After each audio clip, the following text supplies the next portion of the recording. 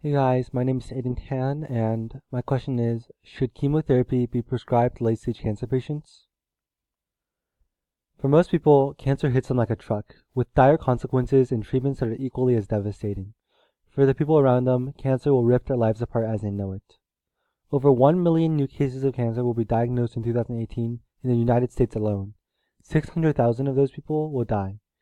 Chemotherapy has worked many miracles in battling cancer by attacking fast-growing cells. However, the side effects are drastic: fatigue, hair loss, nausea, and vomiting. The list goes on and on. Late-stage cancer patients in particular have the lowest survival rate despite the most brutal treatments, and many doctors still press chemotherapy as an option, despite this slim chance of survival and loss of livelihood. Chemotherapy should not be prescribed to late-stage cancer patients due to the fact that it drastically lowers the quality of life of a patient and is unethical to prescribe because survival rates are extremely low with a slim chance at survival. Bedridden and exhausted throughout the treatment up to the point of recovery or death. Chemotherapy destroys not only cancer cells but healthy, fast-growing cells as well. In late-stage cancer patients, the remainder of their lives could be spent doing the things they love. Instead, chemotherapy sucks the life out of them and leaves them feeling helpless.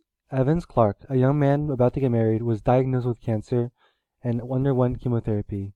All seemed to go well until the cancer returned, more aggressive. One day with the pregnant wife, the next with the near unbeatable cancer. His life flipped upside down. No one uses the words like incurable, Evans Clark said. We said, what's next? And I remember hearing, you're going to be on chemotherapy. And we said, how long? And they said, indefinitely. She recalls turning to look at her husband, and he just broke down crying. Source A. To face the realization that he had to go through chemotherapy, perhaps for the rest of his life until his death, was too traumatic.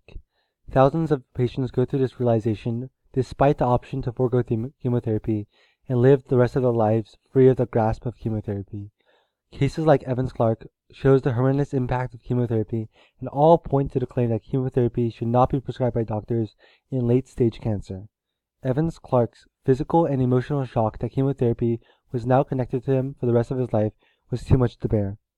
Its side effects are too drastic, and the quality of life that chemotherapy presents to patients with late-stage cancer is next to zero. In Paul Kalanthanady's book, When Breath Becomes Air, the aspiring neurosurgeon struggles with juggling the weight of his life and the pressure of late-stage cancer. After his first treatment of chemo, he said, I began to feel the effects the next day. A deep fatigue, a profound bone weariness setting in. Eating, normally a great source of pleasure, was like drinking seawater. Suddenly, all of my joys in life were salted. Source E. The side effects consumed his life as he struggled to eat, walk, and read. Every happiness that he experienced from life was turned into a feeling of despair. He later reflected that chemotherapy destroyed his livelihood and would rather have passed away in peace. His experience demonstrates the severity of the effects of chemotherapy and how the patients in late-stage cancer should not be condemned to the treatment, to wither away suffering, or to pass away content and free, without conflict. The choice is obvious. For many doctors deciding the best treatment for the patients, a lot of weight is put into extending the life of the patient and not into the level of comfort and lifestyle that the patient will experience. It is simply unethical to prescribe a drug that is detrimental to the patient, especially if that drug is proved to be extremely ineffective, working in only 2% of late-stage cancer treatments. An article by USA Today states that doctors often prescribe chemo to people in the end stages of cancer in the hope that the drugs will shrink patients' tumors and make them feel better, said study co-author Holly Priggenson. Her new research, however, found no evidence that chemo improved patients' quality of life. For the healthiest, least disabled patients, quality of life actually got worse after chemo, Priggenson said. Source C.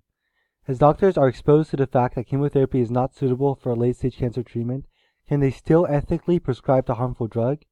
To distinguish right from wrong is to draw a fine line in between the two. A doctor's job is to present the patient with as much knowledge as possible, then help to make a well-informed decision.